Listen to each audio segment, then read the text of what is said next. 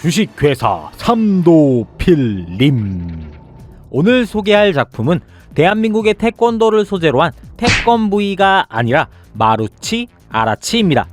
산에서 3일 동안 길을 잃고 굶고 있었던 두 명의 중년, 양사범과 장선생.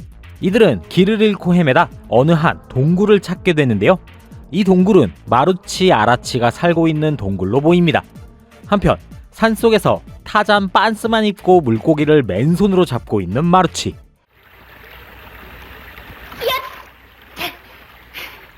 어머나, 큰 놈이다. 몇 마리만 더 잡아. 알았어. 아니, 아까 동굴에 물고기 이렇게나 많았는데 왜 또 이렇게 잡는 거야? 마루치 아라치 몰래 고기를 구워 먹고 있었던 양사범과 장선생은 돌아온 주인공 일행들과 마주칩니다. 이들을 길러주었던 할아버지는 무술을 가르치고 정체불명의 악당 파란 해골 13호에게 공격받아 죽음을 맞이했다고 하는데요. 마루치 아라치의 비범한 눈빛과 자질을 알아본 양사범은 자신과 함께 도시로 가 정식으로 태권도도 배우고 사람답게 살자고 이야기합니다. 장 선생님의 아버지인 장 박사의 집에서 지내게 되는 주인공 일행. 근데 왜 하필 그 시절 집이나 연구소는 왜 어디서 많이 본 듯한 모습을 하고 있을까요? 태권브이도 그랬던 것 같은데. 어쨌든 이렇게 해서 마루치와 아라치는 비오는 날에도 전투구보를 하고 산속에서는 배우지 못했던 정식 태권도와 정신수련을 할 수 있게 됩니다. 애니메이션 시간상 대략 20초의 시간이 흐른 뒤 바로 검은띠로 시작하는 마루치. 심지어 태권도 전국대회가 시작되는데 예선 따윈 존재하지 않고 바로 결승전에 올라 태국의 발로마타라는 선수와 붙게 됩니다. 객석에는 파란 해골 13호의 부하가 이 경기를 지켜보고 있는데요. 관중석에서 지켜보면서 만안경이 아닌 돋보기로 경기를 관람합니다. 뜬금없이 공격 단원 1호를 내보내 마루치를 없애라고 명령하는데요. 아니 잠깐, 얜 빨간 띠잖아. 자, 마루치 내가 상대해주마. 안돼, 이는 불법적인 시합을 진행할 수 없다. 절대 진행할 수 없다.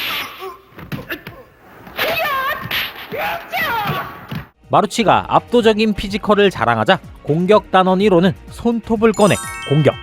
이에 마루치는 의식을 잃고 쓰러집니다. 잠시 후 병원에서 정신을 차리는 마루치. 뭐라고? 나를 해치려던 그 소년의 집을 알아냈다고? 오, 역시 자연에서 오래 살아서 그런지 동물의 언어를 잘 알아듣죠? 해서 경찰 특공대와 함께 마루치 아라치는 파란 해골 딴의 아지트로 쳐들어갑니다.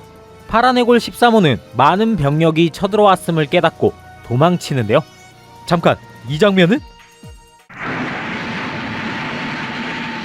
해골 바가지 비행선을 타고 파란 해골 13호는 도망칩니다. 한편 동해 심해 해저 공원에서 세계 핵 물리학자 대회가 열린다고 합니다. 이곳에 참가하기로 한 장 박사는 마루치와 아라치에게 경호를 맡기게 되는데요. 파란 해골 13호는 장 박사를 납치해 무언가를 꾸미는 듯합니다. 북극에 있던 공룡 로봇과 상어들을 대동해 공격을 준비하는데, 심해 해저 공원이라고 하더니 정말 물속에 학회장이 있네요.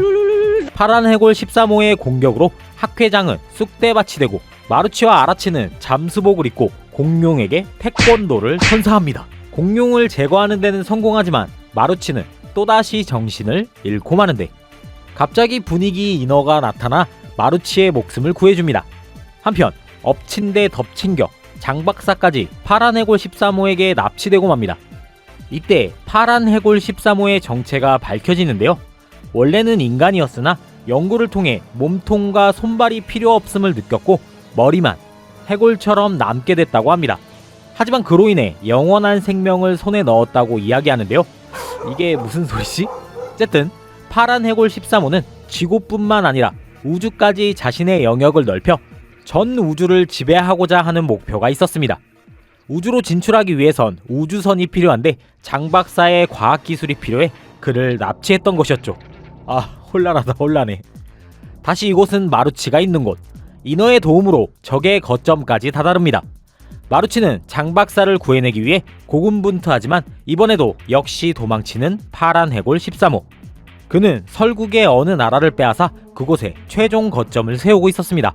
마루치는 다시 아라치 일행들과 합류하고 최종 결전을 위해 디즈니 성으로 보이는 이곳으로 출동.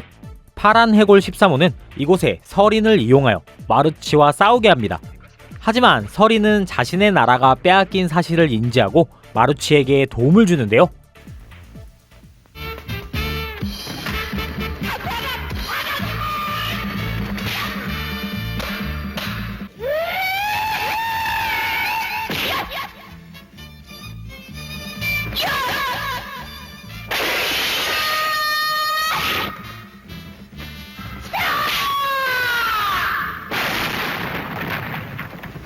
아니, 영원한 생명을 얻었다며. 이렇게 해서 결국 파란 해골 13호를 쓰러뜨린 마루치와 아라치. 추운 눈밭이지만 반팔과 원피스를 입고 스키를 타는 모습을 보여주며 전설의 작품 마루치 아라치는 행복한 엔딩을 맞이하게 됩니다. 70년대 꽤나 인기를 끌었던 라디오 연속극 태권동자 마루치를 애니메이션화한 작품 마루치 아라치. 태권도를 소재로 만들어진 애니메이션이지만 태권도의 비중은 상당히 낮은 걸 볼 수 있는데요. 아마도 1년 전에 개봉했던 로봇 태권브이를 의식한 면도 있었을 것이고, 태권도 시합으로는 무언가 재미 요소를 극도로 끌어올리지는 못할 것으로 판단된 제작진이 마루치의 복수 대상이자 할아버지를 죽인 원수가 일반적인 사람이 아닌 이런 해골 형태의 악의 제왕이라는 컨셉에 더 포커스를 맞춘 것으로 보입니다. 심지어 이 마루치 아라치가 함께 개봉했던 태권브이 3탄 수중특공대하고도 비벼서 관객 수로 압도하는 모습을 보여주기도 했다네요. 여기서 마루치의 이름은 마루, 으뜸이라는 우리말과 사람을 의미하는 치를 합쳐 만들어진 단어입니다. 아라치 역시 바다의 순 우리말 아라에 치를 합쳐 만들어진 장명. 마루치의 성우는 우리에게 사랑과 전쟁에서 무서운 시어머니로 익숙한 김서곡 성우님께서 담당하셨고, 슬램덩크의 최소연으로 유명하신 송도영 성우님께서 아라치를 담당하셨습니다. 감독은 임정규 감독으로 마루치 아라치뿐만 아니라 전자인간 337, 별나라 삼총사 등을 제작했던 감독인데, 별나라 삼총사 같은 경우에는 우주전함 야마토와 캡틴 하록의 영향을 아주 많이 받은 작품으로 크게 기억하시는 분들은 많이 없을 거라고 생각돼요. 마루치 아라치는 한국에서도 비교적 표절 의혹이 그나마 적은 작품이긴 하지만 별나라 삼총사는 좀 선 넘었지. 후에 마루치 아라치는 전자인간 337이라는 속편이 나왔지만 흥행 성적은 그리 좋지 못했고 많은 사람들이 잘 모르는 작품으로 전락했었습니다. 일단 제목부터 속편이라는 생각이 안 들기도 하고, 하지만 1988년에 태권동자 마루치라는 이름으로 제대로 리메이크를 시도하긴 했었습니다.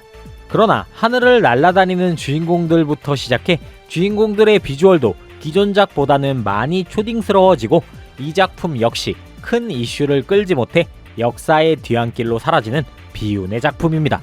애니메이션이 아무래도 77년작, 거의 50년 가까이 된 작품이다 보니 내용과 설정, 그리고 연출들이 부실한 건 어쩔 수 없었던 건 사실이지만, 그 당시에 이걸 봤을 아버지, 삼촌 세대들에게는 정말 재밌었겠구나 정도까지는 이해가 가는 작품이었습니다. 제목이 마루치 아라치이다 보니 아라치의 비중도 꽤나 많았을 거라고 생각했었는데 별로 크지 않아 아쉬움이 좀 들었었고요. 요 인어의 비중도 좀 더 나오거나 후속작에서라도 마루치와 이어지게 해줬으면 어땠을까 하는 생각도 드네요. 자, 여러분들이 기억하는 마루치 아라치는 어떤 작품이었나요? 기억에 아예 없을 수도 있겠네요. 저도 재방송으로나마 봤던 기억이 있었으니까요. 어쨌든 해당 작품에 관한 이모저모 댓글로 많이 공유 부탁드리고요. 영상이 유익하셨으면 구독, 좋아요를, 영상이 유익하지 않았다면 구독, 좋아요를 부탁드립니다. 저는 또 다음 추억의 영상으로 인사드리도록 하겠습니다. 지금까지 얄리 아재 비디오 얄리였습니다. 아재 비디오